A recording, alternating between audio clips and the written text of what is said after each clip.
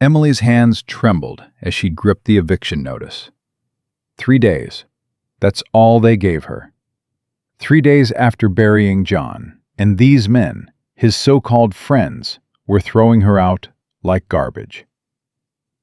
"You got nowhere to go, Emily," old Vernon smirked from her doorway. "Maybe that'll teach you some humility." She wanted to scream, to fight, but her voice died in her throat. As their boots echoed away, something inside her cracked open, not breaking, but awakening. She wasn't going to beg. She wasn't going to run. Before we continue Emily's story, please hit that subscribe button and ring the notification bell. Stick with me until the very end to see how this widow transforms her tragedy into triumph, and drop a comment telling me what city you're watching from. I love seeing how far these stories travel. Emily stood in the doorway of what used to be her home, watching Vernon Pritchard and his committee of town elders walk away. Their voices carried back on the cold October wind, cruel and casual. 3 days is generous, considering, one of them said. More than generous. The woman's got no claim. Vernon's laugh was the worst part. She'll probably end up in Denver, working in some boarding house. Maybe that's where she belonged all along. Emily's jaw clenched. She closed the door with a quiet click that felt louder than a slam. The house, John's house, her house for 6 years, suddenly felt like a cage. Boxes already lined the walls, packed by neighbors who couldn't wait to help her leave. They descended like vultures after the funeral, all false sympathy and eager hands. "Let us help you, dear. You can't possibly stay here alone. It's too much house for one woman." Too much house. The words burned. This small 2-room cabin, with its creaking floors and drafty windows, was too much for her. But it had been just right when John was alive, and the Turner name meant something. She walked through the front room, her boots echoing on bare floorboards. Someone had already taken the good rug. The mantel clock, John's grandfather's clock, was gone too. She hadn't even noticed when. "Thieves," she whispered. "All of them." The bedroom was worse. The bed frame remained, but the quilt her mother had sewn was missing. In its place lay a thin, stained blanket that smelled of mothballs and pity. Emily picked it up and threw it against the wall. "Damn you," she said to the empty room. "Damn all of you." She sank onto the bare mattress, but tears wouldn't come. She'd cried herself dry at the grave that morning, surrounded by people who couldn't meet her eyes. Even Reverend Walsh had rushed through the service, like John's death was an inconvenience. A knock rattled the door. Emily's head snapped up. "Go away." "Emily, it's Margaret." Margaret Chen, the only person in Ironwood who'd shown her genuine kindness in the past week. Emily opened the door. Margaret stood there with a covered basket, and worry etched across her weathered face. "I brought you supper," Margaret said, pushing past Emily before she could refuse. "Don't argue. You haven't eaten since yesterday." "I'm not hungry." "You're never hungry anymore. That's the problem." Margaret set the basket on the small table and uncovered it. Bread, cheese, cold chicken. "Emily, you need to eat. You need to think clearly." "Think clearly?" Emily's laugh was bitter. "Margaret, they're kicking me out in 3 days. What's there to think about?" "Where you'll go. What you'll do." "I don't know." The admission felt like defeat. "I have $17 to my name. John's medical bills took everything else." Margaret's face softened. "You could come stay with me and Harold, just until—" "No." The word came out sharper than Emily intended. "I'm sorry, Margaret. You've been kind, but I won't be charity." "It's not charity, it's—" "It is." Emily sat down heavily. "Everyone in this town thinks I'm pathetic. I won't prove them right." Margaret pulled out a chair and sat across from her. "Emily Turner, you listen to me. You are not pathetic. You're grieving. There's a difference. Vernon doesn't think so. Did you hear what he said? That maybe this would teach me humility? Emily's hands balled into fists. As if losing John wasn't enough. As if being poor wasn't enough. Now I have to be humble, too. Vernon Pritchard is a small man with a smaller heart. Vernon Pritchard runs this town, and he wants me gone. Margaret reached across the table and gripped Emily's hand. Then maybe gone is where you need to be. Not to Denver, not to some boarding house where they'll work you to death. Somewhere fresh, somewhere you can start over. Emily met her eyes. With $17? It's more than some people start with. A silence stretched between them. Outside, the wind picked up, rattling the windows. Emily pulled her hand away and stood, walking to the small window that overlooked the backyard. The yard John had promised to fence in. The garden he'd promised to expand. Promises buried 6 feet under Colorado soil. "There's nothing back there but weeds," Emily said quietly. "John always meant to clear it out, but there was never time, never money." "What's that structure?" Margaret asked, joining her at the window. "Behind the old woodpile." Emily squinted. "The root cellar. John's grandfather built it years ago. We never used it. Too much work to clear out," John said. Margaret leaned closer to the glass. "Looks sturdy enough. Stone walls. Probably full of rats and rot." "Probably." Margaret turned to face her. "Or maybe it's not." Something in her tone made Emily pause. "What are you thinking?" "I'm thinking you have 3 days and nowhere to go. I'm thinking that root cellar might be on your property.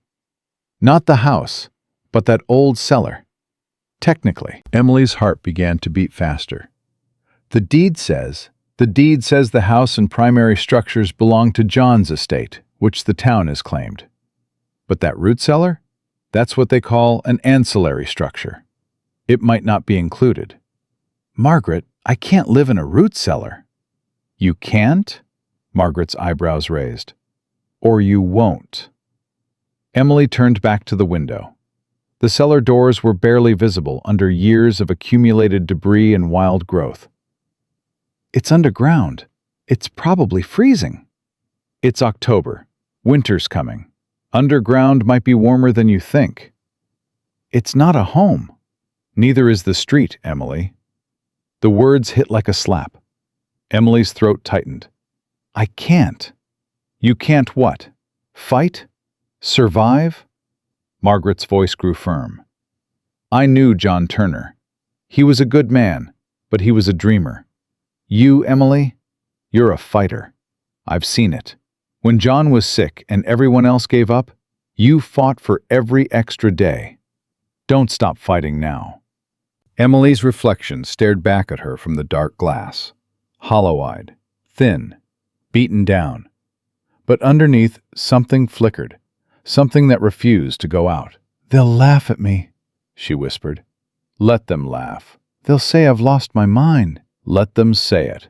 Emily closed her eyes. When she opened them again, the cellar doors seemed less like a grave and more like a question. "I'll need tools." Margaret smiled. "Harold has tools, and I have time." "They'll try to stop me." "Then we'll work fast." That night, after Margaret left, Emily couldn't sleep. She lay on the bare mattress, staring at the ceiling, listening to the house settle around her. Tomorrow, she'd have to start packing what little remained. Tomorrow, Vernon would probably stop by to gloat. Tomorrow, her life as she knew it would end. Or maybe it would begin. At dawn, Emily rose and walked outside. Frost crunched under her boots as she approached the woodpile. She began moving logs, one by one, revealing more of the cellar doors. The wood was old but solid. Iron hinges, rusted but intact. She gripped the handle and pulled. The door didn't budge. She pulled harder, throwing her full weight into it. The hinges groaned, metal scraping against metal, and then With a sound like a gasp, the door swung open. Darkness yawned below. A stone staircase descended into shadow. The smell of earth and old air rushed up to meet her. Emily stood at the threshold, looking down into the unknown. Behind her lay the house she was losing, the town that had rejected her, the life that had crumbled. Below lay, what? Shelter? Madness? Survival? She took the first step down. The stones were solid under her feet, worn smooth by John's grandfather's hands decades ago. She counted 12 steps before reaching the bottom. Darkness pressed in around her, but thin lines of light filtered through gaps in the door above. As her eyes adjusted, shapes emerged. Stone walls, maybe 8 feet high. A curved ceiling. The space was larger than she'd expected, perhaps 12 feet across, 15 feet long. Empty shelves lined one wall. In the corner sat an old barrel, its wood dark with age. She ran her hand along the wall. Cold, damp, but solid. No cracks, no collapse. "Well," she said to the darkness, "it's a start." Footsteps on the ground above made her freeze. "Emily?" Vernon's voice. "Emily Turner, I know you're out here." She held her breath. Through the gaps in the cellar door, she could see his boots approaching. "Emily, we need to talk about the removal schedule. I've got men coming tomorrow to help you pack." Help her pack? As if that's what they'd be doing. "Emily!" She pressed herself against the wall, heart hammering. Vernon's boots stopped right at the cellar door.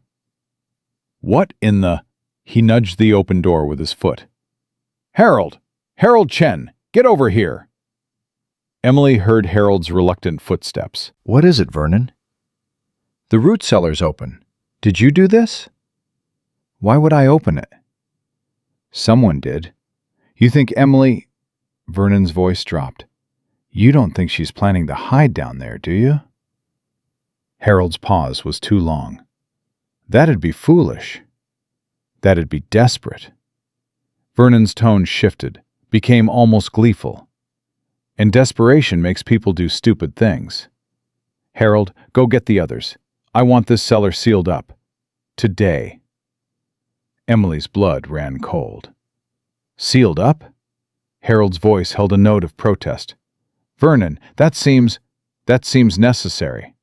We can't have Emily getting ideas above her station. She needs to leave Ironwood properly. Through the front door, not like some animal burrowing into the ground." "But if she— Are you questioning me, Harold?" Silence. "I didn't think so. Get the others. We'll nail this shut and fill it with rocks if we have to." Their footsteps retreated. Emily stood in the darkness, hands shaking. They were going to seal it. "Take away even this." "No!" She ran up the stairs, emerging into the pale morning light. Vernon and Harold were halfway across the yard, heading toward town. Emily sprinted to the woodpile, grabbed the heaviest log she could carry, and wedged it against the cellar door to keep it open. Then she ran to the house. Inside, she tore through the remaining boxes. Tools. Where were John's tools? The shed. They'd been moved to the shed. She burst into the small outbuilding and found them. Hammer, nails, saw, rope. She grabbed everything she could carry and ran back to the cellar. Down the steps, into the darkness. She set the tools down and climbed back up, closing the door behind her. From inside, she could see slivers of daylight. She studied the door's construction.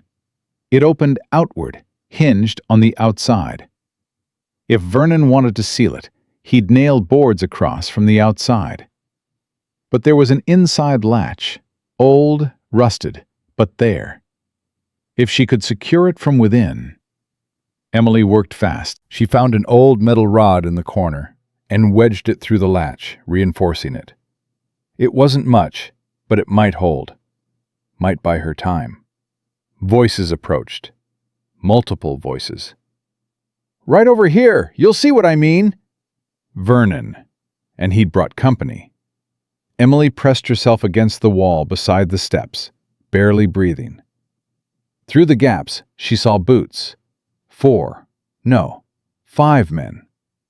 "See? Someone's been at it!" Vernon's voice. "Probably been planning this for days." "Seems like a lot of trouble for a hole in the ground," another man said. "It's the principle, Thomas. We can't have people thinking they can just squat on town property." "Is it town property?" This voice was younger. Ben Walker, probably. "I mean, technically..." "Technically," Vernon cut him off, "everything John Turner owned is town property now, including this eyesore. Thomas, hand me those boards." The sound of wood scraping against wood, then hammering. Bang! Bang! Bang! Each strike drove a nail into the door above Emily's head. She flinched with every blow. "That should do it," Vernon said, satisfaction dripping from his words. "Nailed shut. If Emily wants to dig herself a hole, she can do it somewhere else." "Vernon, this seems excessive." Harold's voice, quiet, ashamed. "Does it? You want her living like a mole in our town? Harold, your wife put ideas in that woman's head. I know she did. Margaret's too soft. Always has been. Margaret's a good woman. Margaret's a fool if she thinks Emily Turner can make a home out of a root cellar." The footsteps retreated again. Emily waited until the voices faded completely, then climbed the steps. She pushed against the door. It didn't budge. She pushed harder. The door rattled, but the boards held. For a moment, panic surged. She was trapped, sealed in like a tomb. Then she remembered the metal rod she'd wedged through the latch. She climbed back down, grabbed the hammer, and returned to the door. She positioned the hammer's claw under the latch and pulled with all her strength. Wood splintered. The latch gave way. She shoved the door open. The boards Vernon had nailed across the outside cracked and fell away. They'd only been fastened on one side, not cross-braced. Sloppy work. Overconfident work. Emily emerged into afternoon sunlight, breathing hard. She looked at the broken boards scattered around the cellar entrance and felt something fierce rise in her chest. They'd tried to bury her alive, and they'd failed. She gathered the broken boards. Good wood, still. She'd use them. Everything could be used. Everything would be used. Margaret appeared at the fence line, carrying a bundle. When she saw Emily standing among the wreckage, her face split into a grin. "I brought blankets," Margaret called, "and candles, and Harold's old camping stove." Emily met her halfway. "They tried to seal the cellar." "I know. Harold told me. He's ashamed, Emily, truly. Tell him not to be. Tell him to be careful. Vernon's watching everyone now." Margaret handed over the bundle. "What will you do?" Emily looked back at the cellar, its door standing open like a mouth, ready to swallow her whole. Or ready to shelter her. The difference was in how you looked at it. "I'm going to disappear," Emily said quietly. "Let them think they won. Let Vernon believe I've given up. And then..." She met Margaret's eyes. "Then I'm going to build something they can't take away." "In 3 days?" "In however long it takes." Margaret squeezed her hand. "You'll need food, water. I'll bring what I can without Harold noticing. But Emily, winter's coming. It'll be hard." "Everything's been hard." Emily's voice steadied. "What's a little harder?" That night, Emily moved into the cellar. She carried down the blankets, the stove, a small crate she'd packed with clothes and John's few remaining possessions. She lit a candle and surveyed her new home. Underground, cold, dark, but hers. She spread the blankets in the driest corner and sat down. The stone wall pressed against her back, solid and unyielding. Above her, the town slept, probably satisfied that Emily Turner had learned her place. But Emily wasn't in her place. She was in a place of her own making. And tomorrow, the real work would begin. Emily woke to the sound of boots overhead. Heavy, deliberate. Vernon making his rounds, probably. She held perfectly still, listening to him pace across the yard above her cellar. The candlelight had burned out hours ago, leaving her in complete darkness. She'd learned to navigate by touch. 3 steps to the wall, 5 to the stairs, 7 to where she'd stacked her meager supplies. The boots stopped directly above her. "I know you can hear me down there, Emily Turner." Vernon's voice filtered through the floorboards and earth. "Today's day 1. 2 more days and you're out." Don't make this harder than it needs to be. Emily's jaw clenched. She waited until his footsteps faded before moving. Her hands found the camping stove Margaret had brought. She lit it carefully, the small flame pushing back just enough darkness to see. The metal canteen beside her was half empty. She'd need water soon. And food. The bread Margaret had brought wouldn't last another day. But first, she needed to make this place livable, or at least survivable. She spent the morning reinforcing the door. Using the broken boards Vernon's men had discarded, she created a cross brace on the inside. If they tried to seal her in again, she could break out. But more importantly, she could lock herself in if needed. The old latch was useless, but she fashioned a new one from a leather strap and a nail. Crude, but functional. By noon, her stomach was screaming. She climbed the stairs and cracked the door open, peering out. The yard was empty. She slipped out, keeping low, and ran to the house's back window. Through the glass, she could see strangers moving through her rooms, taking inventory.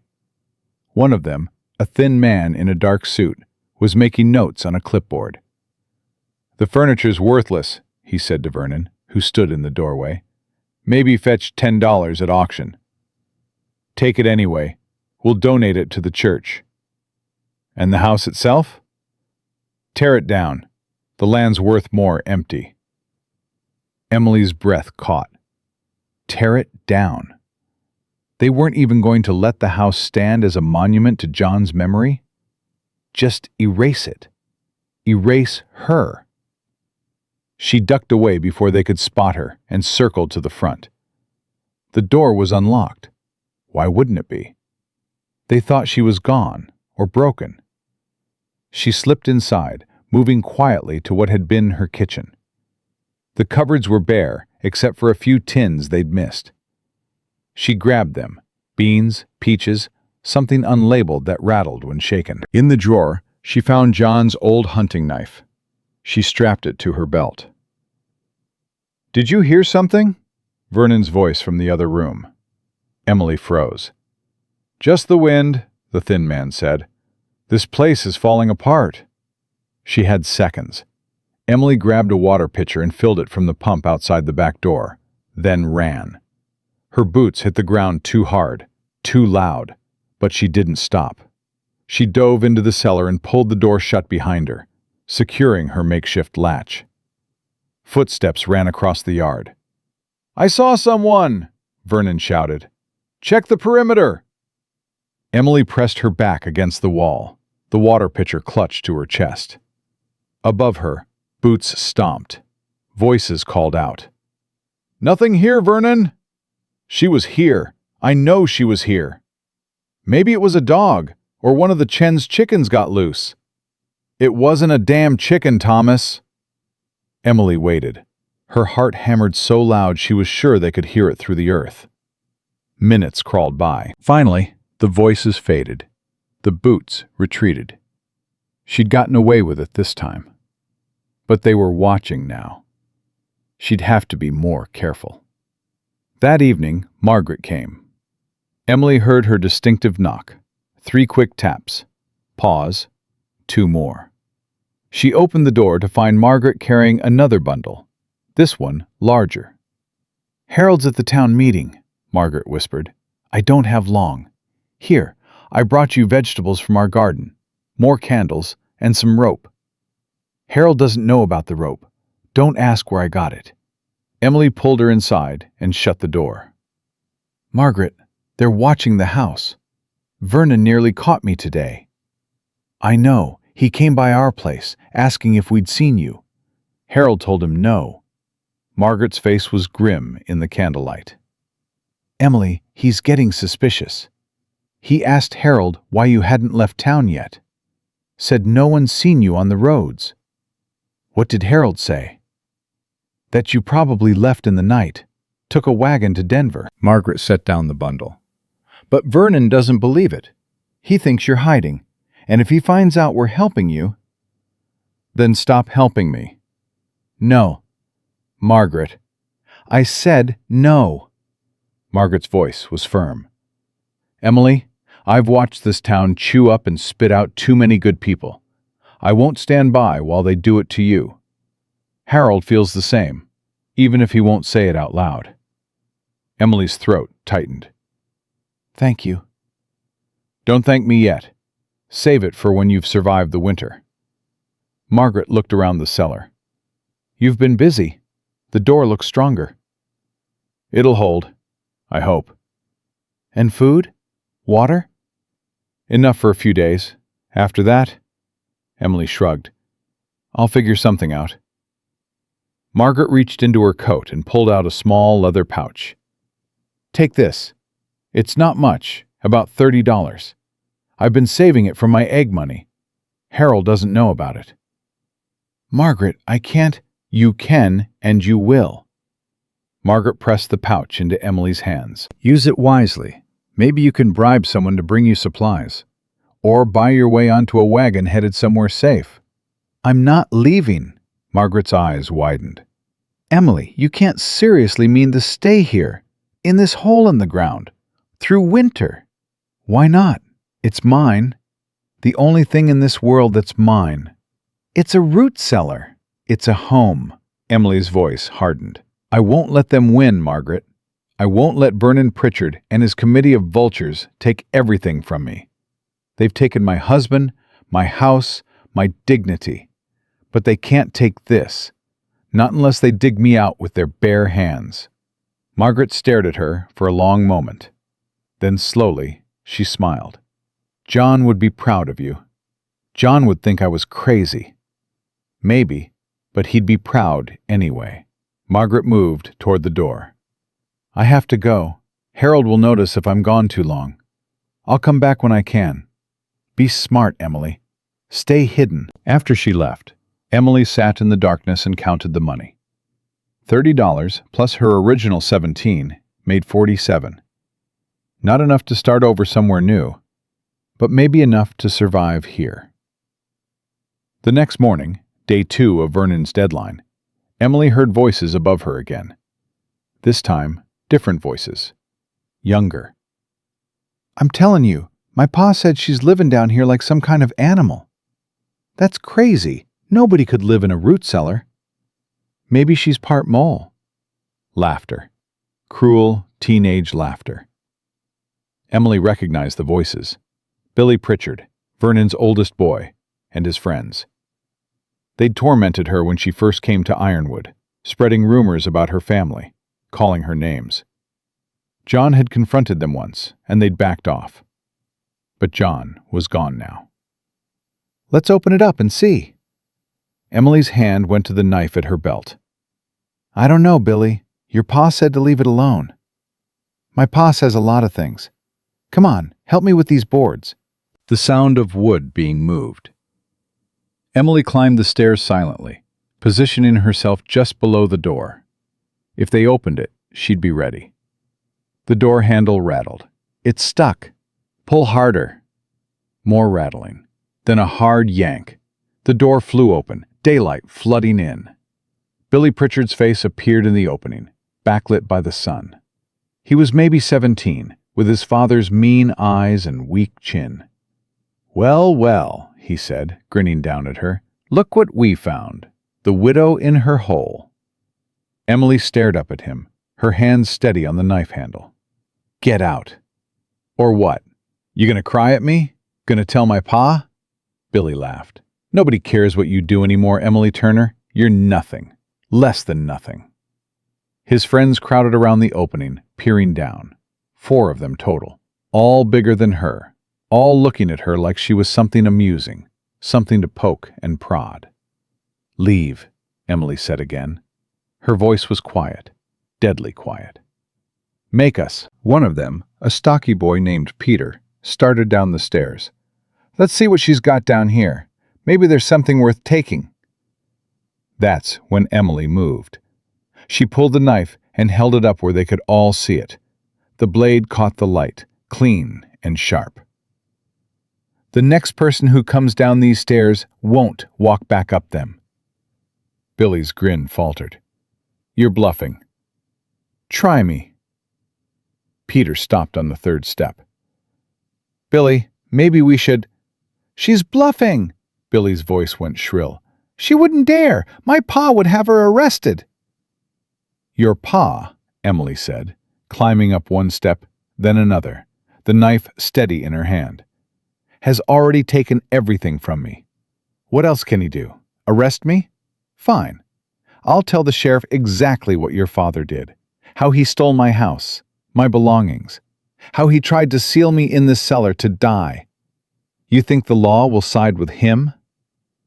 She was on the 5th step now, close enough to see the doubt creeping into Billy's eyes. Or maybe, she continued, her voice dropping, maybe I'll tell everyone what I know about your father's business dealings. The ones John found out about before he died. The ones involving the land office and some very creative accounting. Billy's face went pale. You don't know nothing. Don't I? Emily smiled, and it wasn't a kind smile. Your father assumes I'm stupid, that I didn't pay attention when John came home upset, talking about numbers that didn't add up, about deeds that were registered wrong, about money that disappeared. But I paid attention, Billy. I paid very close attention. It was a bluff, a complete bluff. John had never said anything about Vernon's business. But Billy didn't know that. You're lying, Billy said, but his voice shook. Am I? You willing to bet your father's reputation on that? Peter backed up the stairs. Billy, let's just go. This isn't worth it. Yeah, another boy said. Come on, she's not worth the trouble. Billy stared down at Emily, his jaw working. Finally, he stepped back from the opening. This isn't over.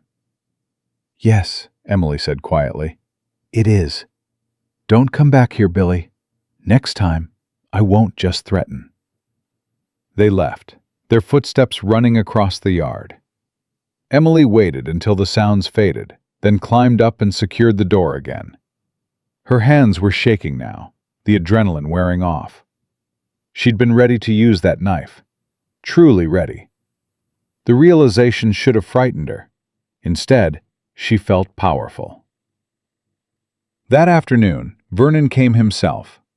Emily heard him before she saw him, his voice booming across the yard. Emily Turner, I know you're here somewhere. Show yourself. She didn't move, didn't breathe. My boy came home with some wild story about you threatening him with a knife. Now, I don't believe it. Emily Turner doesn't have that kind of spine. But just in case, I'm here to make you an offer. Emily's ears perked up. You come out now, peacefully, and I'll forget about the knife business. I'll even give you a ride to the station myself. Hell, I'll buy your train ticket. Denver, Colorado Springs, wherever you want to go. Clean slate. Fresh start. Silence. Emily, be reasonable. You can't live in a root cellar. It's undignified. It's beneath you. Come out and we'll forget all this ugliness. More silence. Fine. Vernon's voice turned cold. Have it your way. But tomorrow's day 3, Emily. Tomorrow I'm bringing the sheriff. If you're still here, you'll be arrested for trespassing. On town property. They'll put you in a cell. And you know what happens to women in those cells. Guards get lonely. Accidents happen. Emily's stomach churned. It was a threat. A clear, ugly threat. Think about it, Emily. One more night to come to your senses. After that, things get unpleasant. His boots retreated. Emily sat in the darkness, her mind racing. The sheriff. A cell. Vernon was serious. He'd follow through. She had maybe 12 hours before everything fell apart. Unless she did something drastic. She waited until full dark, then emerged from the cellar. The town was quiet, most people already in bed. Emily moved through the shadows, keeping to the edges of yards, avoiding the main street. She had a destination in mind, the land office. If Vernon was hiding something about the deeds, that's where the evidence would be. The office was a small building near the church, its windows dark. Emily tried the door. Locked. She moved around to the back, testing windows. The third one gave slightly. Old wood, poor latch. She worked the knife blade under the frame and pushed. The window slid open with a soft squeak. She climbed through, her heart pounding. Inside, the office smelled of paper and dust. Moonlight filtered through the windows, enough to see by. She moved to the filing cabinets and started searching. Turner. Where was Turner? She found the file in the third drawer, pulled it out. Inside were documents, the original deed to John's land, transfer papers, a promissory note. Emily scanned them quickly, looking for anything unusual. There, a notation in the margin of the transfer paper. Different handwriting, smaller.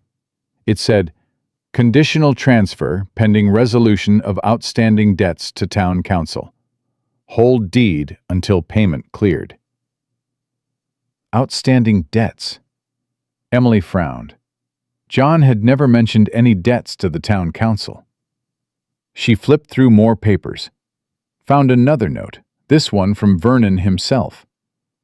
J. Turner's medical expenses assumed by town. Land serves as collateral. Upon death, land transfers to town holdings per verbal agreement. Verbal agreement. John had never agreed to any such thing. This was fraud.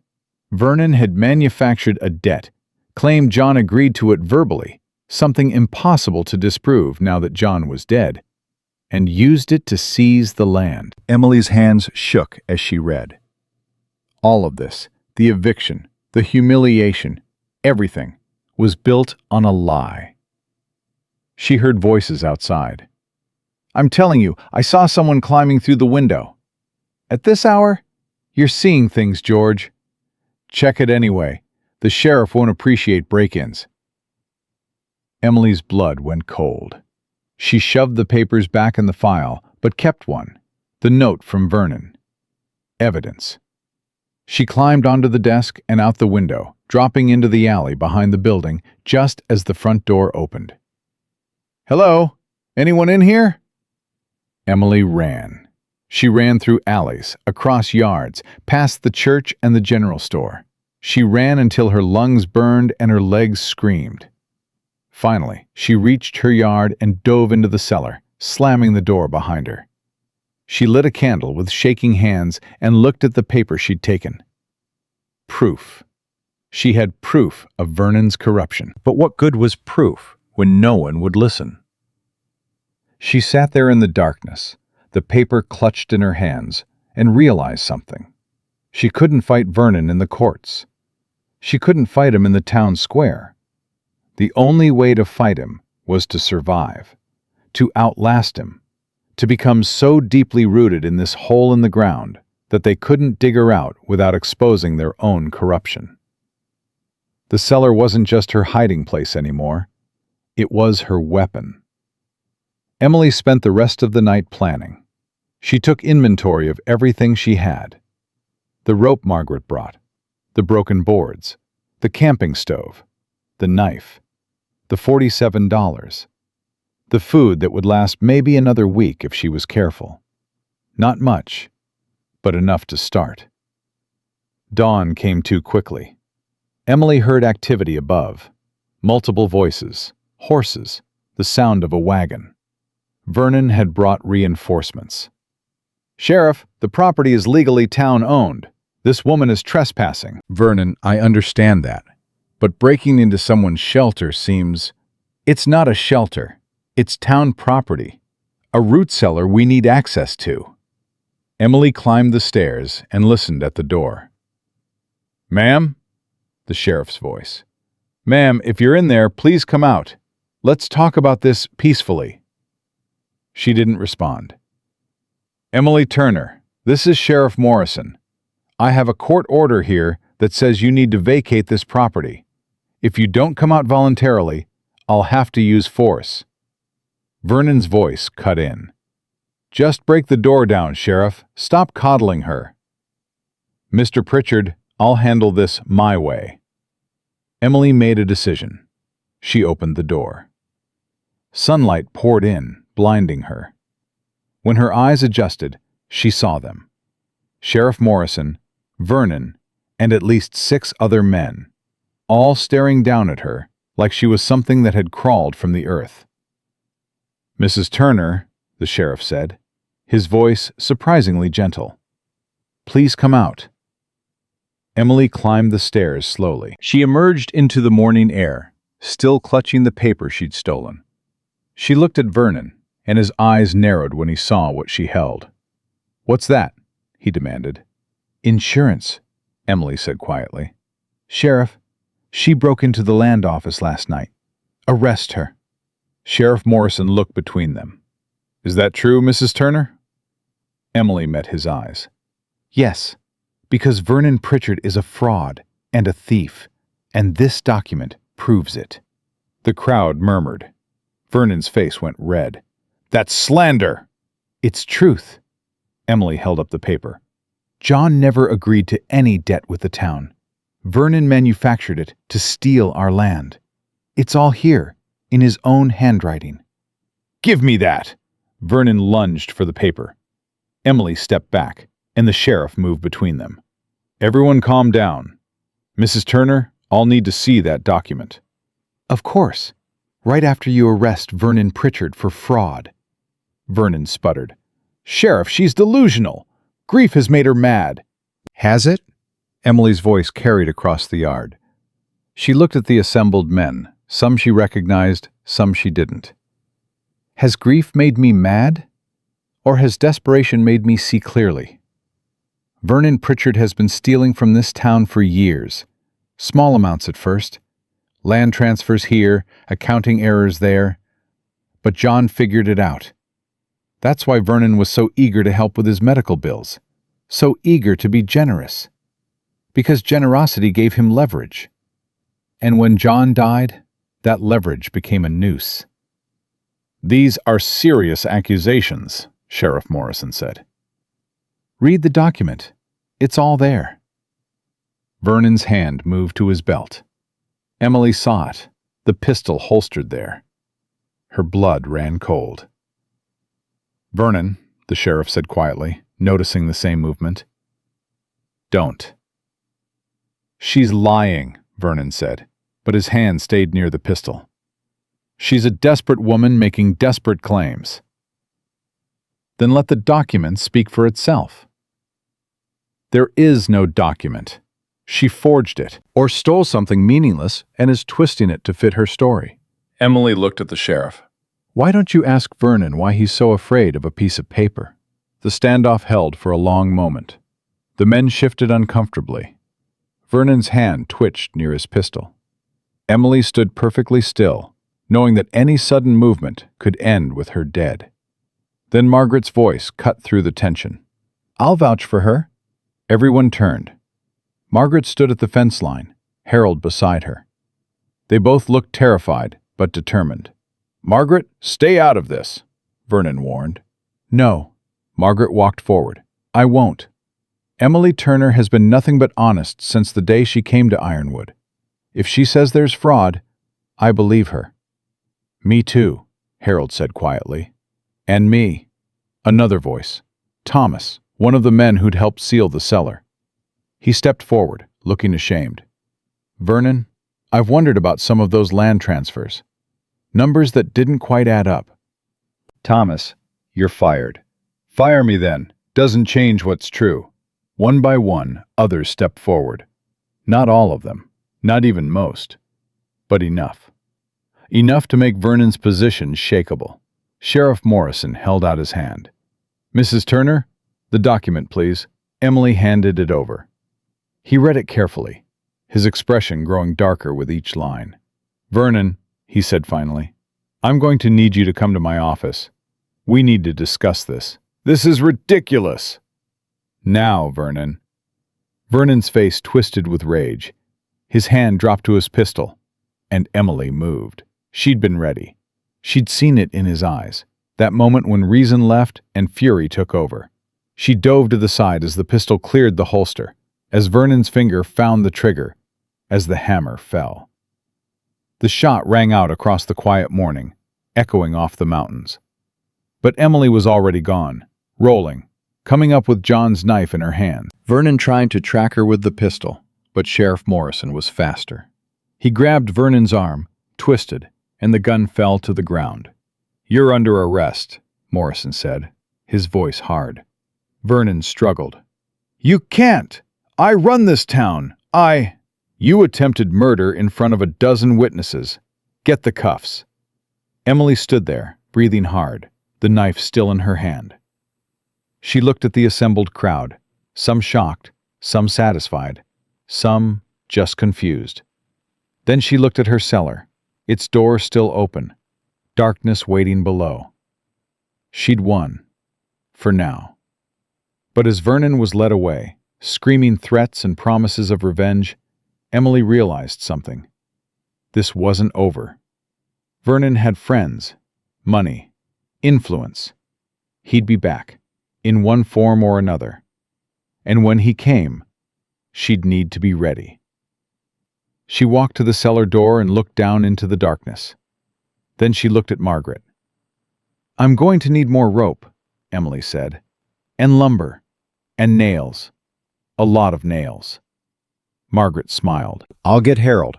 We'll bring everything we can. Why? Emily asked. Why are you helping me? Margaret's smile faded into something more serious. Because sometimes, Emily, the only way to survive is to build something so strong they can't tear it down. Even if it starts as just a hole in the ground. Emily nodded. She understood. The fortress had begun. Harold arrived an hour later with a wagon full of lumber. He didn't say much, just started unloading boards onto the ground near the cellar entrance. Thomas came too, bringing tools from his workshop, a saw, a plane, extra hammers. Then Ben Walker showed up with a box of nails and some tar paper. Heard you might need this, Ben said, not quite meeting Emily's eyes. For waterproofing. Emily stood there, overwhelmed. I can't pay you. Didn't ask you to. Ben set the box down. My pa says Vernon's been crooked for years. Says it's about time someone called him on it. By noon, 5 people were working. Margaret brought food, real food, hot stew and fresh bread. They ate together in the yard, and for the first time since John died, Emily didn't feel alone. The cellar needs support beams, Harold said, chewing thoughtfully. That ceiling won't hold through winter, especially with snow load. I'll reinforce it from inside, Emily said. No, Harold shook his head. You'll dig down another 2 feet, put in proper foundation posts, then build up. Do it right or don't do it at all. That'll take weeks. Better weeks than having it collapse on your head. Emily looked at the open cellar door. Harold was right. If she was going to survive down there, she needed to do more than just hide. She needed to build something permanent. Okay, she said. Teach me. They worked until dark. Harold showed her how to measure, how to cut straight, how to drive nails without bending them. Emily's hands blistered and bled, but she didn't stop. Every board she placed, every nail she drove, was a middle finger to Vernon and everyone who thought she'd break. That night, alone in the cellar, She heard voices outside. Not friendly voices. You really think she's got a chance? Against Vernon's family? Against his money? She's dead. Just doesn't know it yet. Shame, though. Takes guts to stand up like that. Guts don't pay bills. Vernon's out on bail already. Heard his lawyer's the best in 3 counties. Emily's stomach dropped. Out on bail. She'd known it was possible, but she'd hoped. A rock slammed into the cellar door above her head. "Witch!" A woman's voice. "You put a curse on Vernon Pritchard. Everyone knows it." More rocks. The sound of glass breaking. Her water pitcher shattered.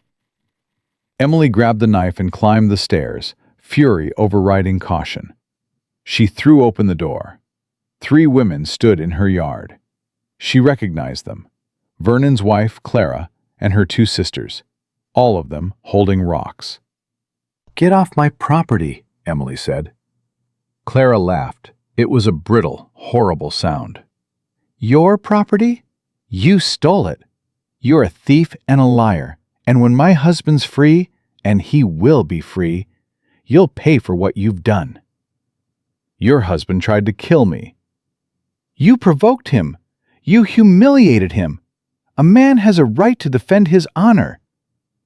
By shooting an unarmed woman? "By any means necessary." Clara's face twisted with hatred. "You think you're so clever, turning people against him. But they'll all see what you really are.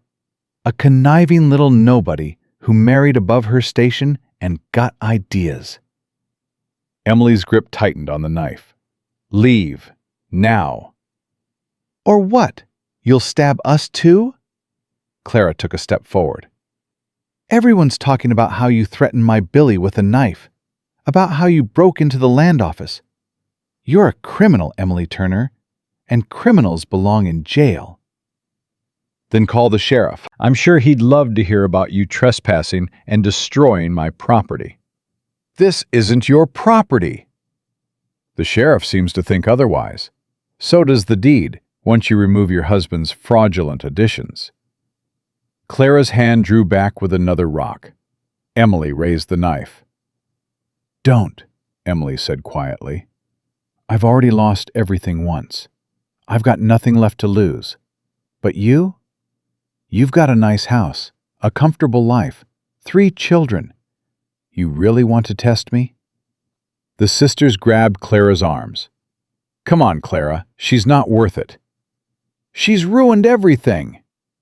"Vernon ruined everything," Emily said. "He got greedy.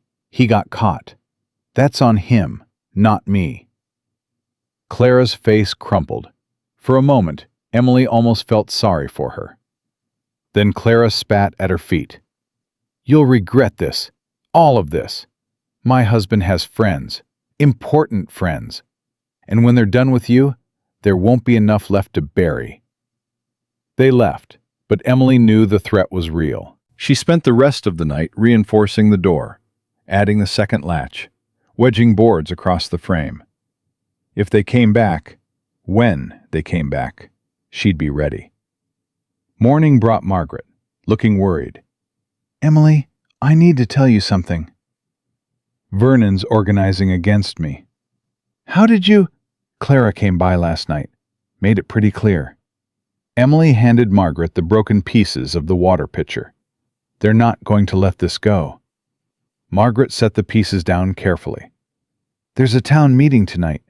Vernon's lawyer scheduled it. They're going to challenge your claim to the cellar, say it's part of the house deed, say you have no legal right to be here." "But the sheriff arrested Vernon for attempted murder. That's a criminal case. This is civil. Different court, different judge." Margaret's voice dropped. "And the judge is Vernon's cousin." Emily's blood went cold. "I can't win." "Not in court, no." Margaret looked at the cellar, then back at Emily. "But maybe you don't need to win in court.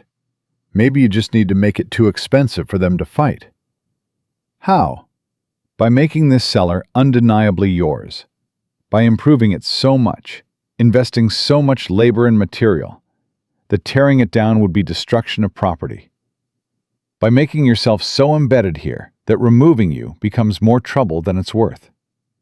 Emily understood. I need to build faster. A lot faster. You've got maybe a week before they get a court order. Harold brought more help that afternoon. 6 men, all willing to work for food and the satisfaction of opposing Vernon. They dug out the floor, exposing the foundation. Then they sank posts, thick, solid posts that would support a building, not just a hole in the ground. You're not just reinforcing, one of them said. You're expanding. Yes. Emily was covered in dirt, sweat dripping down her face. I'm making this permanent. By evening, they doubled the interior space. The cellar was now a room, a real room, with a ceiling high enough to stand in and walls strong enough to last decades. Emily stood in the middle of it, breathing hard, feeling something like hope. Then the town meeting started. She could hear it from the cellar, the church bell ringing, calling people to gather. Margaret had offered to go, to speak on Emily's behalf, but Emily refused. This was her fight. She climbed out of the cellar, brushed off as much dirt as she could, and walked into town. The church was packed, every pew filled, people standing along the walls. When Emily walked in, conversation stopped. All eyes turned to her. Vernon sat in the front row, his arm in a sling. Theatrical, Emily thought, since the sheriff had only grabbed his arm, not injured it. His lawyer, a thin man with spectacles, stood at the pulpit. "Ah, Mrs. Turner, how good of you to join us." The lawyer's smile didn't reach his eyes. "We were just discussing your situation." Emily walked down the aisle. People leaned away from her like she carried disease. She stopped in front of the pulpit and looked the lawyer in the eye. "Say what you came to say." "Very well. Mrs. Turner, you are currently occupying a structure, a root cellar, that belongs to the town of Ironwood. This structure was part of the estate of one John Turner, whose debts to the town resulted in the transfer of all his properties upon his death. By remaining in said structure, you are trespassing. We are here tonight to formally request that you vacate the premises within 48 hours, or face legal action." "No," Emily said. The lawyer blinked. "I beg your pardon?" "I said no. That cellar is mine. I've improved it, expanded it, made it livable.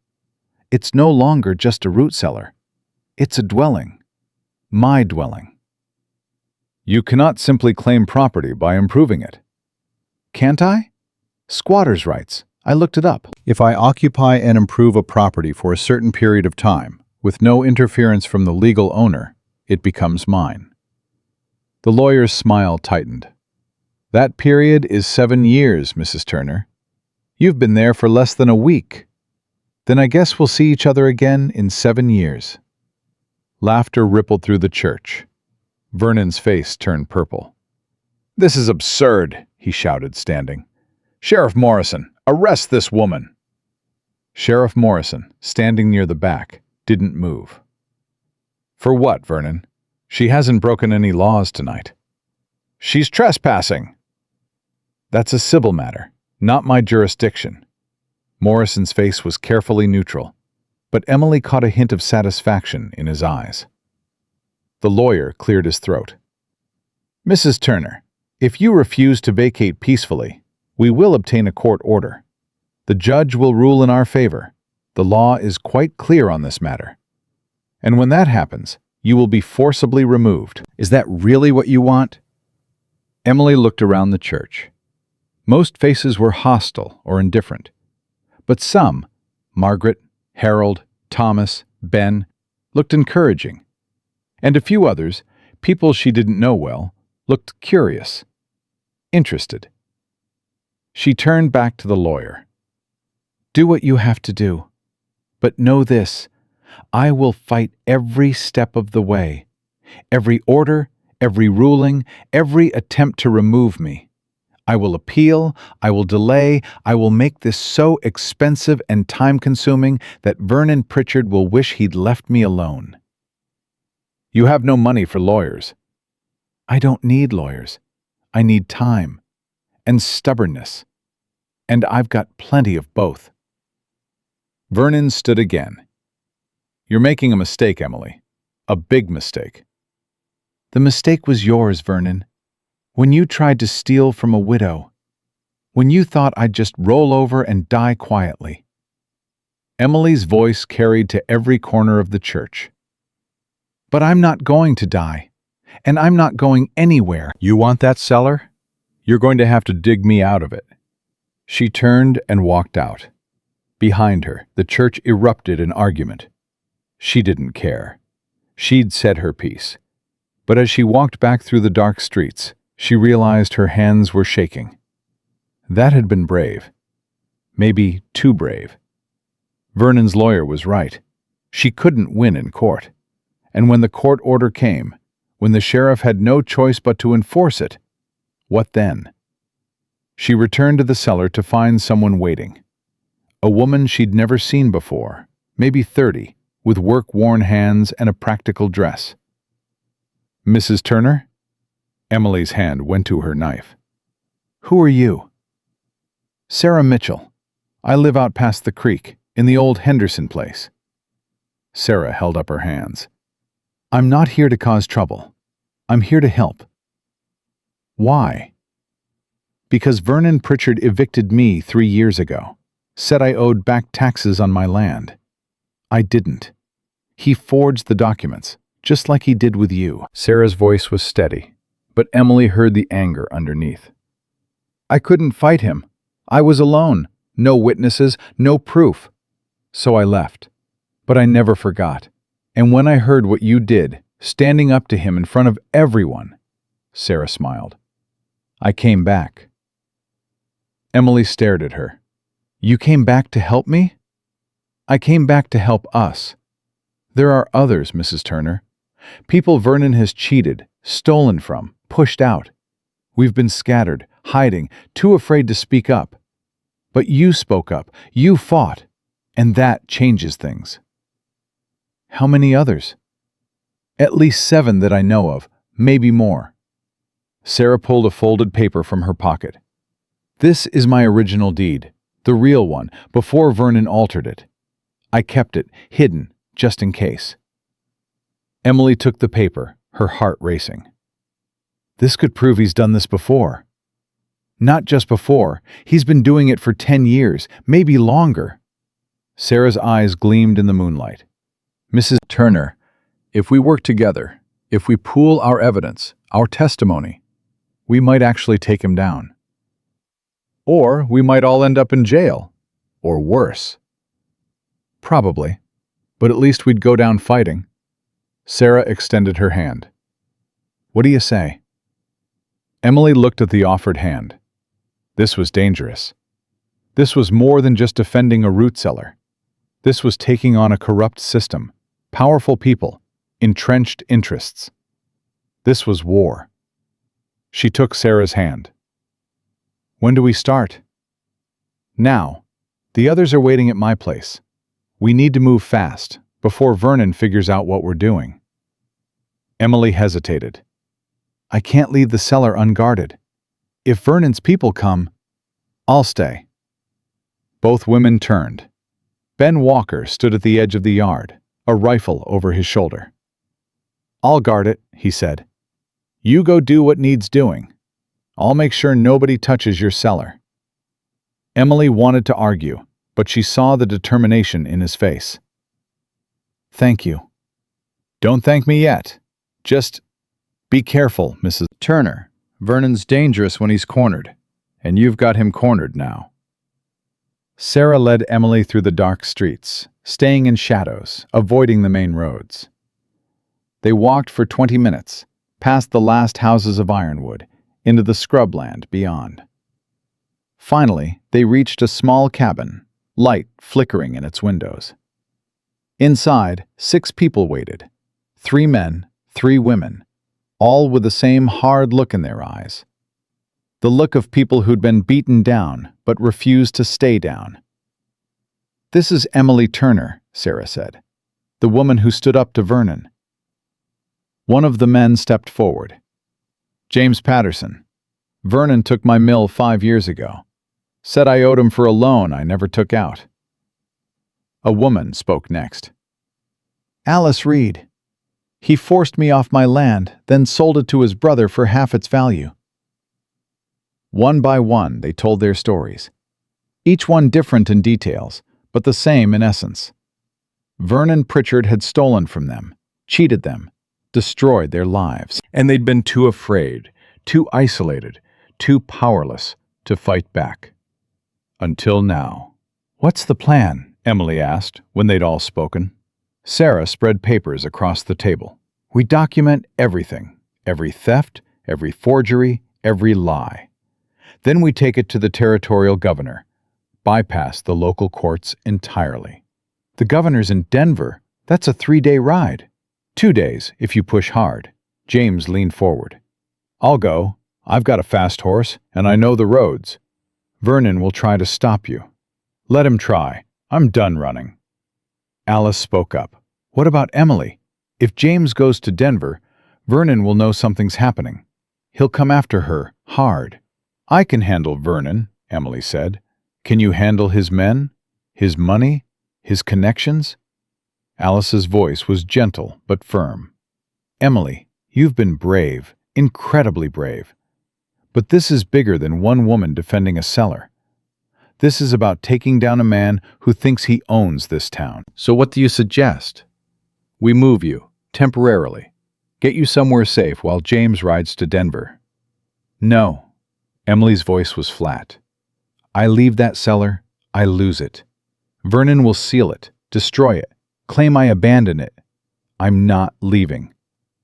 Even if it means dying there, yes." Emily looked at each of them. "I didn't come this far to run now. You want to fight Vernon? Fight him.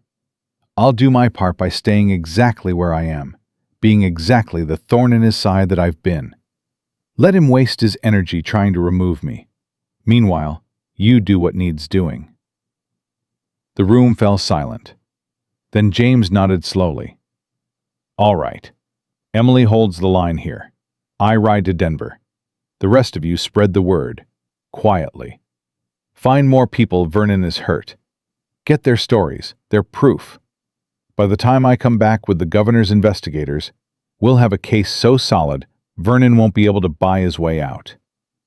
"How long?" Emily asked. "Week and a half. Maybe 2, depending on how fast the governor acts. I can hold for 2 weeks. Against everything Vernon's going to throw at you?" Emily thought of the cellar, her fortress in the ground. She thought of John, of everything she'd lost, everything she'd survived. She thought of Margaret and Harold, of Ben standing guard with his rifle, of these 7 people who'd found their courage again. "Yeah," she said, "I can hold." James left that night, riding hard for Denver. Emily walked back to her cellar just before dawn. Ben was still there, awake and alert. "Everything quiet?" she asked. "Too quiet. Vernon's planning something. I can feel it." "Let him plan. I'm ready." But as she climbed down into her cellar and looked at the reinforced walls, the expanded space, the beginnings of something that might actually be called a home, Emily wondered if she really was ready. Vernon had money, power, the law on his side.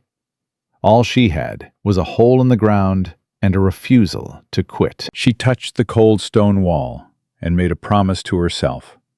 They'd have to kill her to get her out.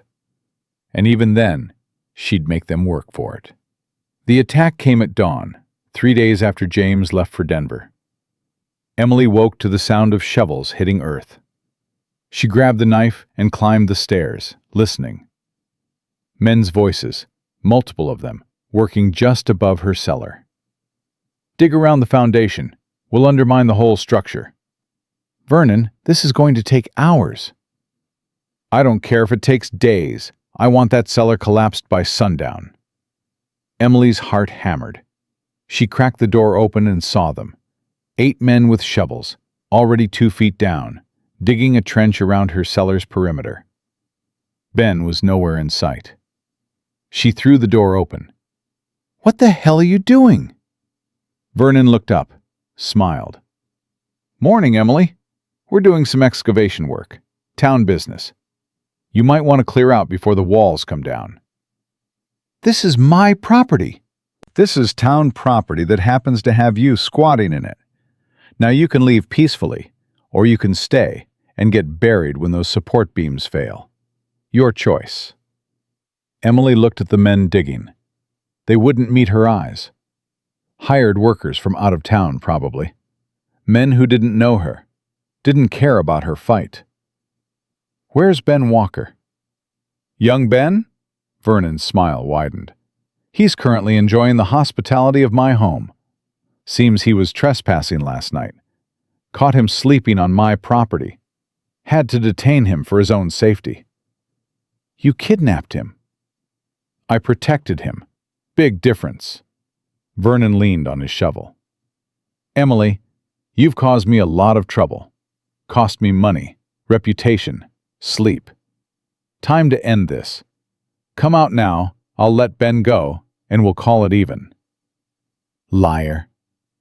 "Probably, but what choice do you have?" Emily looked at the trench, already deepening. At the men working steadily, mechanically. At Vernon's confident face. He'd planned this perfectly. Waited until her guards were gone, brought enough men to do the job fast. Timed it so she'd have no chance to get help. She stepped back into the cellar and slammed the door. "Your funeral," Vernon called after her. Emily ran down the stairs and started moving supplies to the center of the room, away from the walls. If the foundation failed, the ceiling would collapse inward. But if she stayed in the middle, if the support posts held... The digging continued. Hours passed. Emily felt the walls beginning to shift, heard stone grinding against stone. Dust fell from the ceiling. One of the support posts tilted slightly. She braced it with boards, tying them with rope, creating a framework that might keep the ceiling from falling. Her hands worked frantically while her mind raced. Margaret didn't know about this. Harold was probably at his shop. The others from Sarah's group were scattered, hiding, waiting for James to return. She was alone. The trench must have been 5 feet deep now. Emily could hear the men grunting with effort, hear Vernon directing them. Any minute now, the foundation would give way. Then a voice cut through the digging sounds. "Vernon Pritchard, you stop that right now!" Margaret. Emily's eyes filled with tears. "Mrs. Chen, this doesn't concern you." "Like hell it doesn't. You're destroying property." "Town property." "We'll see what Sheriff Morrison says about that." "The sheriff's in Silver Creek today. Won't be back until tomorrow. By then, this will be resolved." Emily climbed the stairs and opened the door again. Margaret stood at the edge of the yard, Harold beside her. Behind them, Emily's breath caught, were at least 20 people. Some she recognized, some she didn't. All of them looking angry.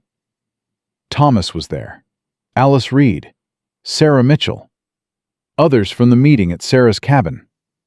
And townspeople too, people Emily had never spoken to. People who'd ignored her at John's funeral. "That's quite a crowd, Margaret," Vernon said, but his voice had lost its confidence. "They all here to watch Emily's eviction?" "We're here to stop it," Thomas stepped forward. "Vernon, you've gone too far this time. Trying to collapse a building with someone inside? That's attempted murder.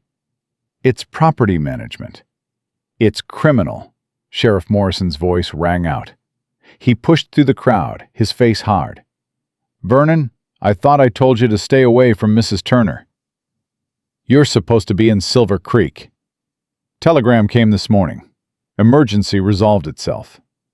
Morrison looked at the trench, the sweating workers, Vernon's red face. "Tell your men to stop digging." "Sheriff, this is a civil matter. This is attempted manslaughter. Stop digging or I'll arrest every man here." Vernon's jaw worked. Finally, he waved at the workers. "Take a break."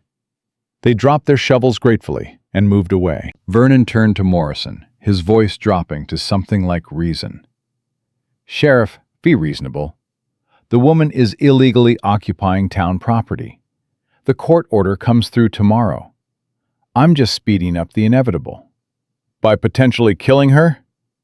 The cellar was going to collapse anyway. Poor construction. I was doing her a favor. A favor. Morrison's voice was flat. "Vernon, get off this property, now. And if I catch you anywhere near Mrs. Turner again, bail or no bail, I'm locking you up." Vernon's face went purple. "You can't." "I can. I am. Get moving." Vernon looked at Emily, at the crowd, at Morrison's hand resting on his pistol. Then he turned and walked away, his hired workers following. But as he left, he called back over his shoulder. "Tomorrow, Emily, when that court order comes, you're done, and there's nothing Morrison or your little mob can do about it." The crowd dispersed slowly. Margaret rushed to Emily, pulling her into a hug. "Are you all right?" When Harold heard what was happening, "I'm fine. Scared, but fine." Emily pulled back. "Where's Ben?" "We found him tied up in Vernon's barn," Harold said quietly. "He's all right. Shaken up, but all right. Vernon's boys roughed him up some." Emily's hands clenched. "This has to end." "It will." Sarah appeared beside her. "James should be in Denver by now. Another week, maybe less, and he'll be back with help." "I don't have a week. The court order comes tomorrow." "Then we delay it." Alice joined the conversation. "I worked as a clerk at the courthouse once. I know the system. We can file objections, request continuances, tie it up in paperwork for days." "Will it work?" "It'll buy time. That's all we can promise." Emily looked at her cellar. The trench around it gaped like a wound. The walls had shifted. One support post was cracked. It wasn't safe anymore. "I can't stay here tonight," she said quietly. "If the walls collapse—" "Stay with us," Margaret offered immediately. "No, if I leave, even for a night, Vernon will claim I abandoned it. I have to stay." "Emily, that's suicide." "It's survival. Help me reinforce it. We've got the rest of the day. If we work fast—" "Emily." Morrison stepped forward. He'd been standing back, letting them talk, but now his face was serious. "I need to tell you something. That court order Vernon mentioned? It's real. Judge Patterson signed it this morning. You've got until noon tomorrow to vacate, or I'm legally obligated to remove you by force."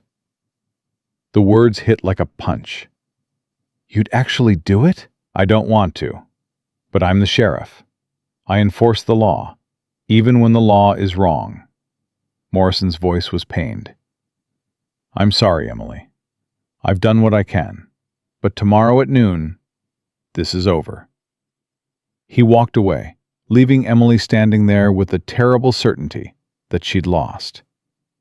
"No," Sarah's voice was fierce. "We don't quit now. We've got 18 hours. Harold, can you shore up those walls?" "I can try." "Then try. Alice, go to the courthouse. File every objection you can think of. Slow this down any way possible." Sarah turned to Emily. "And you start packing anything you can't afford to lose, just in case." They worked through the afternoon and into the night. Harold and 6 others filled in the trench, reset the foundation stones, added new support beams. Alice returned with papers, objections filed, but the judge had denied them all. The court order stood. By midnight, the cellar was as secure as they could make it. By 1 in the morning, everyone had left except Margaret. "You should sleep," Margaret said. "Can't." Emily sat on the cellar floor, her back against the wall. "Margaret, what if we're wrong? What if Vernon wins? What if James doesn't come back in time?" "Then you tried. That's more than most people do. Trying doesn't keep me from being homeless." Margaret was quiet for a moment. Then she said, "Emily, do you remember what you told me that first night, when I offered to let you stay with us? I said I wouldn't be charity. You said you wouldn't prove them right, the people who thought you were pathetic." Margaret knelt down beside her. "Emily, you've proven them wrong in every possible way. You've stood up when anyone else would have crumbled. You've built something from nothing. You've inspired people to fight back against corruption they'd accepted for years. Whether you win tomorrow or not, you've already won something more important." "What's that?" "Your dignity, your strength, yourself." Margaret squeezed her hand.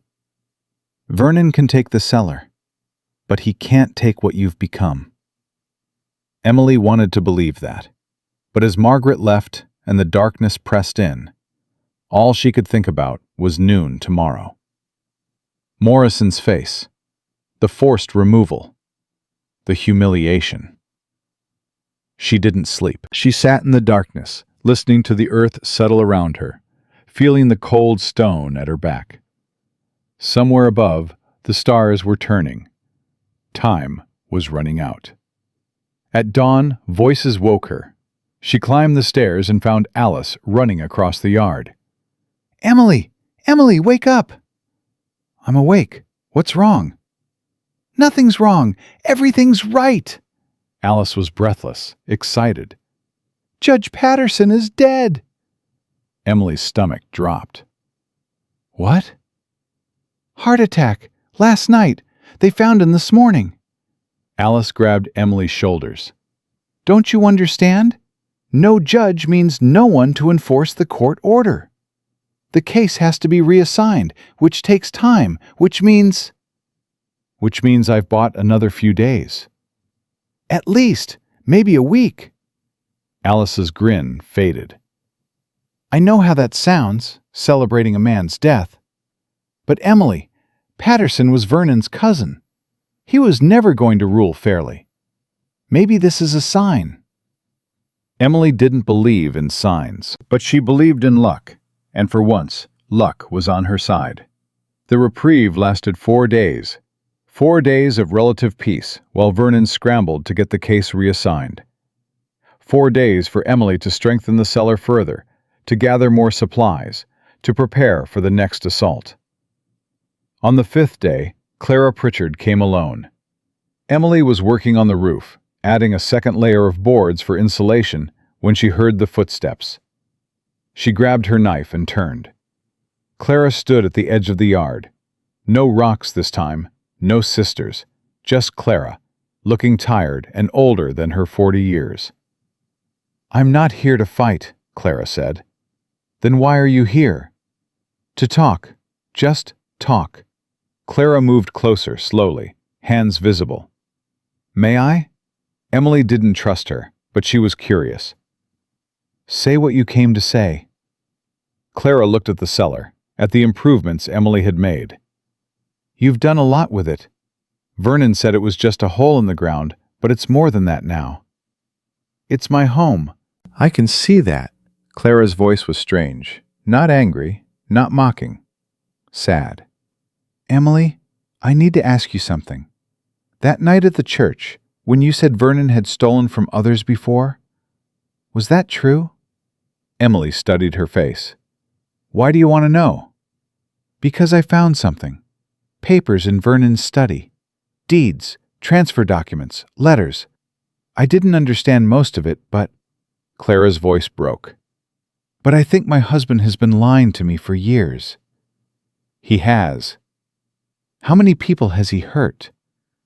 "At least 8 that I know of, probably more." Clara closed her eyes. When she opened them again, tears ran down her face. "I didn't know.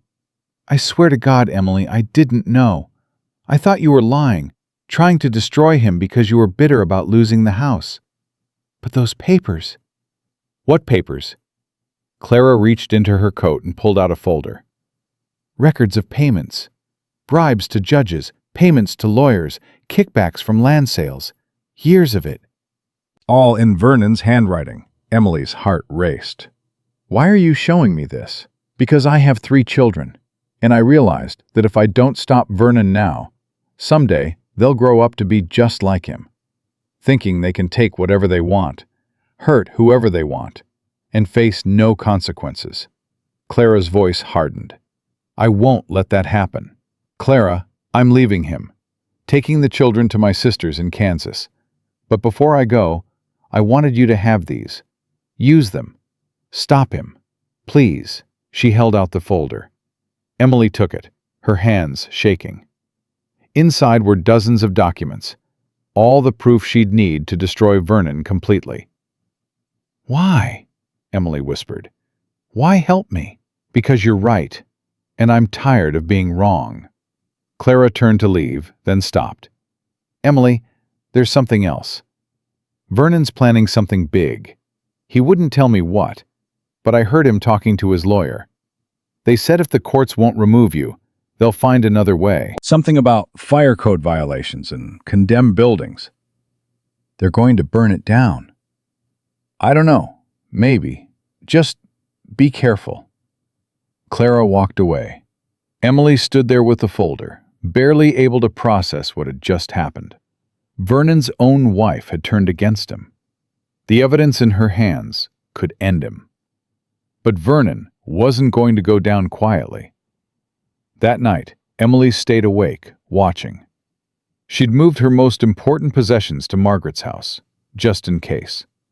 She'd told Harold about Clara's warning. He'd promised to organize watches, people to keep an eye on the cellar. But at 2 a.m, when the fire started, no one was there to stop it. Emily smelled the smoke first. Then she heard the crackle. She ran up the stairs and threw open the door. The house, John's house, her house, was burning. Flames poured from the windows, climbed the walls, reached for the night sky.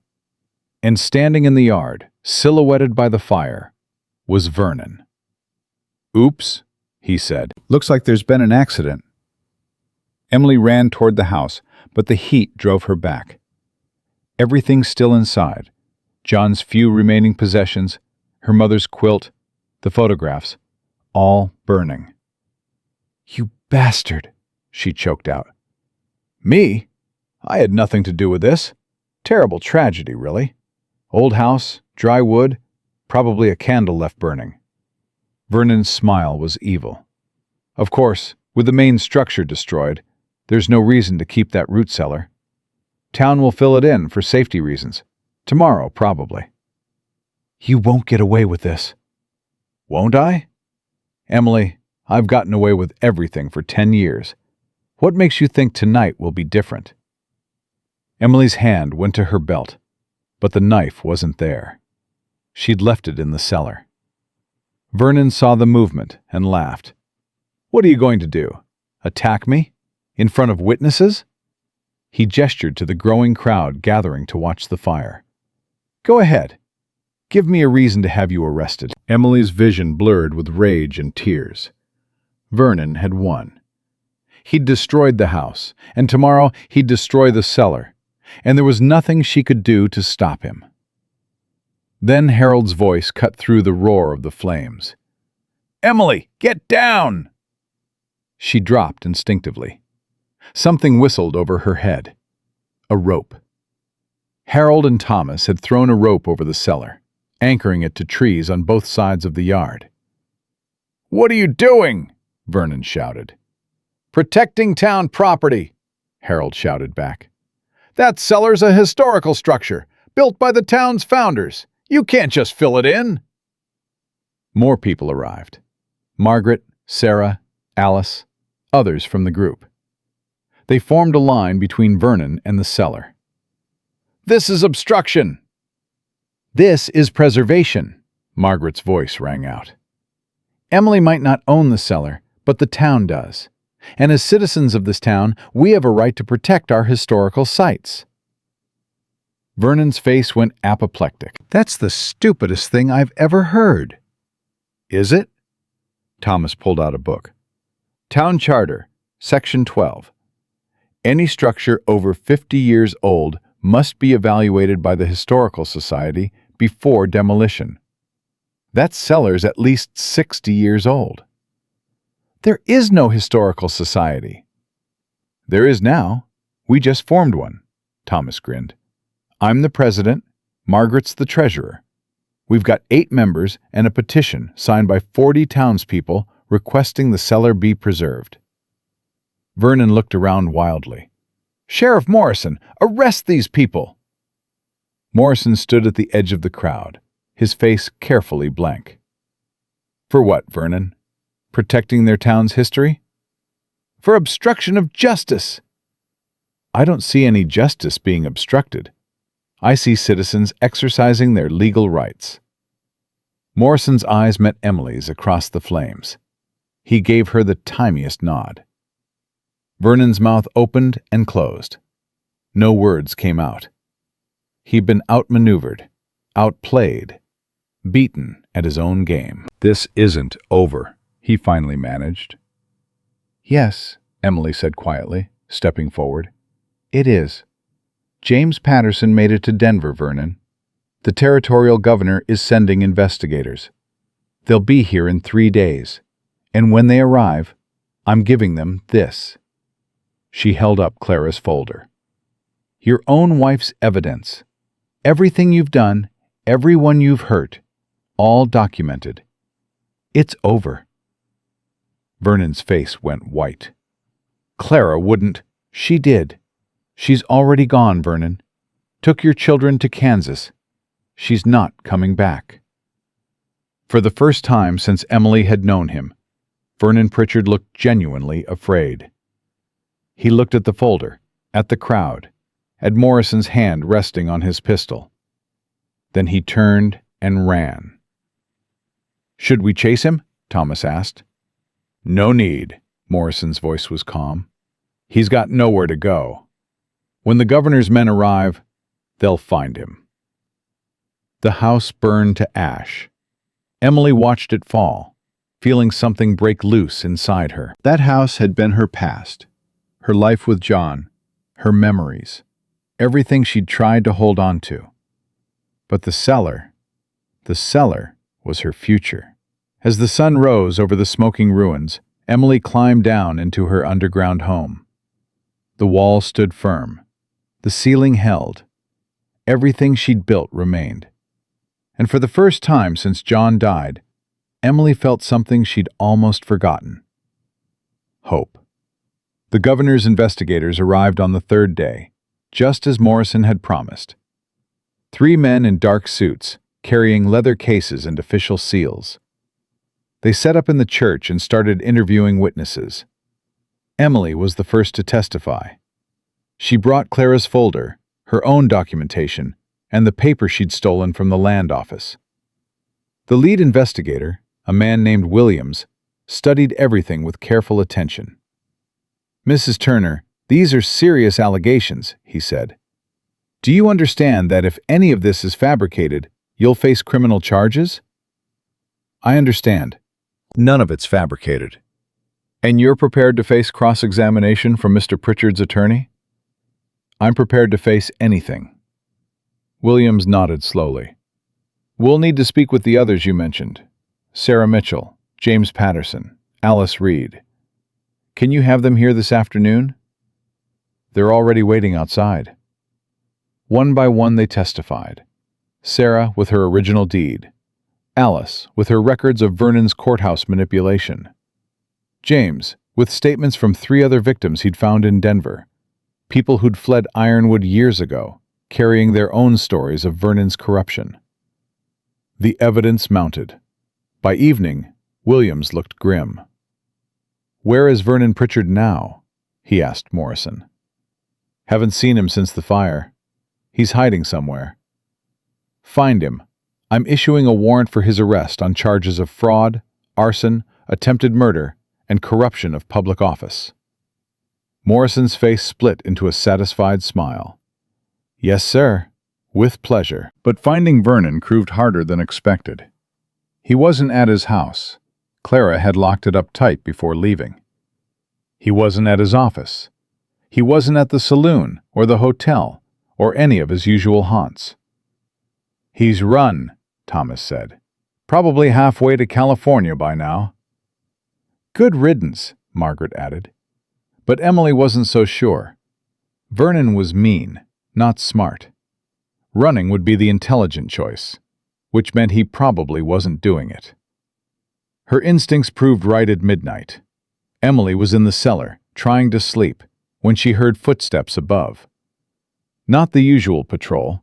Harold and Ben had been taking shifts. These were heavier, angrier. She grabbed the knife and climbed the stairs silently. Through a crack in the door, she saw Vernon. He was carrying a can of kerosene. Her blood went cold. "I know you're down there, Emily," Vernon called out. His voice was slurred, drunk or desperate, maybe both. "I know you can hear me. You've taken everything from me, my reputation, my business, my family. So I'm going to take the last thing you have." He started splashing kerosene around the cellar entrance. Emily's mind raced. If she opened the door, he'd see her, possibly attack her. If she stayed inside and he lit the fire, she'd be trapped. The cellar was stone, but the door was wood. The smoke alone would kill her. She made her choice. She threw open the door and lunged upward, knife first. Vernon stumbled back, dropping the kerosene can. "You crazy! The only crazy person here is you!" Emily advanced, forcing him away from the cellar. "It's over, Vernon. The investigators have everything. You've already lost." "Then I've got nothing left to lose, do I?" Vernon pulled out a pistol, different from the one Morrison had confiscated, smaller but just as deadly. "You did this. You ruined me. So I'm going to ruin you." He raised the gun. Emily dove to the side as the shot rang out, the bullet chipping stone from the cellar wall. She rolled and came up running, heading for the trees at the edge of the property. Vernon fired again. The bullet whizzed past her ear. "Help!" Emily screamed. "Someone help!" Lights flickered on in nearby houses. Voices called out. Vernon fired a third time, wild now, not aiming. Then footsteps pounded across the yard. Ben and Harold, running from their watch position. "Drop it, Vernon!" Ben had his rifle up.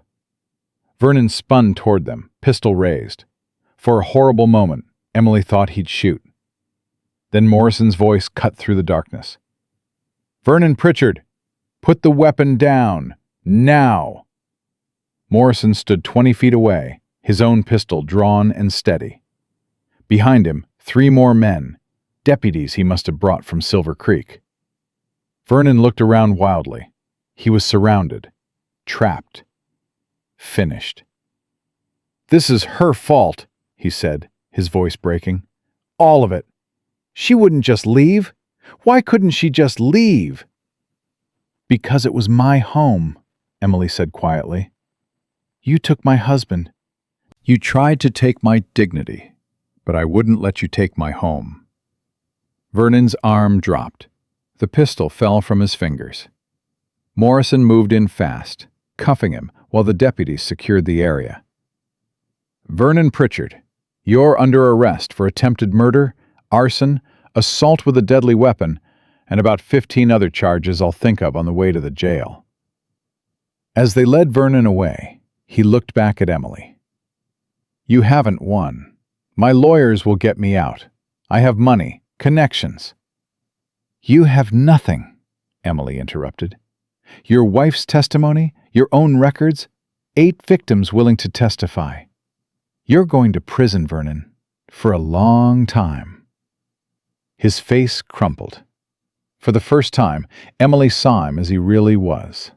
Not a powerful man, not a feared figure. Just a small, mean person who'd finally been caught. They took him away. Emily stood in the yard, shaking with adrenaline, barely able to process that it was finally over. Margaret rushed over and pulled her into a hug. Thank God you're all right. I thought he was going to kill me. We all did, but you didn't panic. You fought. Margaret pulled back, studying her face. Emily, you've changed. That terrified widow I met a month ago, she's gone. You're someone different now. Emily looked at the cellar, at the gathered crowd, at the smoking ruins of the house behind them. I had to be. The old Emily wouldn't have survived. The trial took 2 weeks. Williams and his team were thorough, interviewing everyone Vernon had ever cheated, examining every fraudulent document, building a case so solid even Vernon's expensive lawyers couldn't crack it. Emily testified for 3 hours. She told them everything. John's death, the eviction, the cellar, Vernon's attacks. She showed them the evidence. She never wavered, never backed down. When the verdict came, guilty on all counts, the courtroom erupted in applause. Judge Harrison, brought in from Denver specifically for this case, sentenced Vernon to 15 years in the territorial prison. "Mr. Pritchard," Harrison said, his voice carrying across the silent courtroom, "you have abused your position, betrayed your community's trust, and caused immeasurable harm to innocent people. This sentence reflects not just your crimes, but the systematic corruption you've perpetrated for over a decade." Vernon didn't look at anyone as they led him away. Clara, watching from the back of the courtroom, turned and left before he could see her. But the trial was only the beginning of Emily's transformation. The day after the verdict, Williams approached her with papers. "Mrs. Turner, the territorial governor has reviewed your case. The original deed to your property has been restored. The house and land are legally yours." Emily looked at the charred remains of the house. "There's not much house left." "Perhaps not, but the land is valuable." "And the cellar?" Williams smiled. "The Historical Society's petition was accepted. That cellar is now a protected structure. No one can demolish it or force you to leave it." "It's really mine?" "It's really yours." Emily sat down hard, the papers clutched in her hands. After everything, the fighting, the fear, the desperation, she'd won. The cellar was legally, permanently, irrevocably hers. But ownership brought new questions. What would she do with it? She couldn't live underground forever. Winter was coming, and while she'd prepared as best she could, a cellar wasn't meant for long-term habitation. The answer came from an unexpected source. Sarah Mitchell showed up 3 days later with a proposal. "Emily, I got my land back. The governor ordered all of Vernon's fraudulent transfers reversed. I own the Henderson place again." "That's wonderful." "It is, but I'm one person, and it's a big property. I was thinking," Sarah paused, "what if we didn't do this alone? What if we built something together? A place for people Vernon hurt, people who lost everything and need somewhere to start over." Emily's mind started racing. "A community." "More than that. A refuge. We've got your land, my land, probably others once the transfers are all sorted. We could build homes, share resources, help each other survive." Sarah's eyes gleamed with excitement. "Emily, you turned a root cellar into a fortress. Imagine what we could build together." The idea took root quickly. Alice got her property back, a small farm on the edge of town. James reclaimed his mill. Thomas had never lost his land, but he offered part of it anyway. Within a week, they had 7 properties, all connected, all owned by people who'd suffered under Vernon's corruption. They called it New Hope. Emily's cellar became the community center, the one permanent protected structure they could all gather in. She expanded it, with Harold's help, adding a second room, then a third. They dug out a well inside, installed a proper stove, built bunks along the walls. When the first snow fell in November, the cellar housed 12 people. All of them were Vernon's victims, all of them working together to build new lives. Margaret brought food. Harold taught building skills. Sarah organized work schedules. Emily, without really meaning to, became their leader. "It's because you never gave up," Alice told her one evening as they sat around the stove. "When the rest of us ran or hid or accepted our losses, you stood and fought. That meant something. It still means something." But leading wasn't easy. Resources were tight. Tempers flared. Some people wanted to farm. Others wanted to focus on crafts or trade. Everyone had opinions about how things should be done. The crisis came in December, when food ran low. "We should have rationed better," James said at the community meeting. "We did ration," Sarah shot back. "We just have too many people and not enough supplies." "Then maybe some people need to leave." "Leave?" Emily's voice cut through the argument. "No one's leaving. We're a community. We figured this out together." "How?" James demanded. "We're 2 months from spring planting. We'll starve before then." Emily thought hard. Then she remembered something John had told her once, about the mining camps in the mountains. They always needed supplies, and they paid well. "We trade," she said. "We've got people here with skills, carpentry, sewing, metalwork. We make things the miners need, take them up to the camps, trade for food and money." "That's a 3-day journey in winter," Thomas pointed out. "Dangerous." "More dangerous than starving?" They voted. The motion passed. Emily, Thomas, and Ben left the next morning with a wagon full of goods: knitted socks, sharpened tools, repaired equipment. The journey was brutal, through snow and ice, but they made it. The mining camp was exactly as John had described: rough, desperate men doing dangerous work for the promise of silver. They bought everything Emily's group had brought and placed orders for more. "You folks come back next month with another load. We'll pay double," the camp boss said. "We're always needing quality goods up here." Emily returned to New Hope with enough money and supplies to last through spring. The community celebrated, and the crisis passed. But more importantly, they'd proven they could adapt, could find solutions, could survive together. Winter was hard. The cellar was crowded and cold. People got sick. Tempers flared. But they endured. And when spring finally came, when the snow melted and the ground thawed, they started building. Real buildings this time. Cabins and workshops and barns. They used lumber from Thomas's land, labor from the entire community, and plans drawn up by Harold. By summer, New Hope had 12 permanent structures and 20 residents. Emily still lived in the cellar. It felt right somehow, keeping her connection to where everything had started. But she'd improved it dramatically. Proper ventilation, a reinforced roof, even a small window that let in natural light.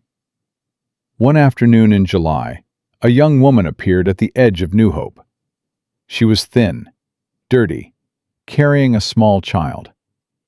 Her eyes held the same desperate fear Emily remembered from her own dark days. "I heard there was a place here," the woman said. "A place for people with nowhere else to go. Is that true?" Emily looked at her, seeing herself 6 months ago. Lost, broken, barely holding on. "It's true," Emily said. "What's your name?" "Ruth. Ruth Anderson. My husband died, and his family took everything. Said a woman couldn't own property. I've been walking for 3 weeks." Emily held out her hand. "Welcome to New Hope, Ruth. Let's get you fed and settled. Then we'll talk about getting your property back." Ruth's eyes filled with tears. "You'd help me?" "We'd help you. That's what we do here." Over the next year, more people came. Some were Vernon's victims, finally brave enough to return. Others were strangers who'd heard about the community that took people in, that fought for justice, that didn't turn away the desperate. New Hope grew. 20 residents became 30, then 40. They elected a council to make decisions. They established rules, fair rules, not Vernon's corrupt systems. They built a school, a real church, a trading post. And at the center of it all was Emily's cellar, the fortress that had started everything. Morrison visited one afternoon, looking around with amazement. "Emily, you've built a whole town here." "We built it, all of us together." "Still, it's impressive." Morrison sat down on a bench outside the cellar entrance. You know what people are saying in Ironwood? They're saying you're some kind of revolutionary, that you overthrew Vernon's whole system. "I just wanted to keep my home." Maybe, but you ended up giving a lot of other people their homes back too. Morrison pulled out a paper. Speaking of which, the territorial governor sent this. Official commendation for your role in exposing corruption. There's talk of you running for town council. Emily laughed. "I'm not a politician." Neither was Vernon, technically, and look how much damage he did. Imagine what someone honest could accomplish. The idea was tempting, but Emily declined. She didn't want power over others. She just wanted to help people find their own power, the way she'd found hers. 2 years after John's death, Emily stood at his grave. She'd finally had the money to give him a proper headstone. It read, "John Turner, beloved husband, gone, but not forgotten." "I made it, John," she said quietly. "I know you probably thought I'd fall apart without you. I almost did. But I found something in that cellar, something I didn't know I had. Strength, purpose, a reason to keep fighting." The wind rustled through the graveyard. Emily liked to think it was John, telling her he was proud. She walked back to New Hope, where Sarah was teaching Ruth's children to read, where Harold was building a new workshop, where Alice was organizing the next supply run to the mining camps. The community buzzed with life, with hope, with possibility. A stranger rode up on horseback. Another refugee. Another person Vernon, or someone like him, had broken. Emily met them at the entrance to New Hope, ready to offer what she'd been given: shelter, support, a chance to rebuild. The cellar door stood open behind her, no longer a hiding place, but a symbol. A reminder that even when the world tried to bury you, you could dig yourself out. You could take the darkness they meant to trap you in and turn it into something that gave light to others. Vernon Pritchard had tried to destroy her. Instead, he'd forged her into something unbreakable. And that fortress of stone and determination had become a fortress of community, of justice, of second chances for anyone brave enough to walk through the door. Emily Turner had started with nothing but a hole in the ground and a refusal to quit. She'd built an empire of hope from the ruins of her grief. And every person who found refuge in New Hope, every family who reclaimed their stolen land, every child who grew up knowing that corruption could be fought and defeated, they were all part of her legacy. The widow who'd been kicked out after her husband's burial had discovered more than a root cellar. She'd discovered herself. And in doing so, she'd shown an entire community what was possible when you refused to let the world break you. The fortress stood, and it would stand for generations to come.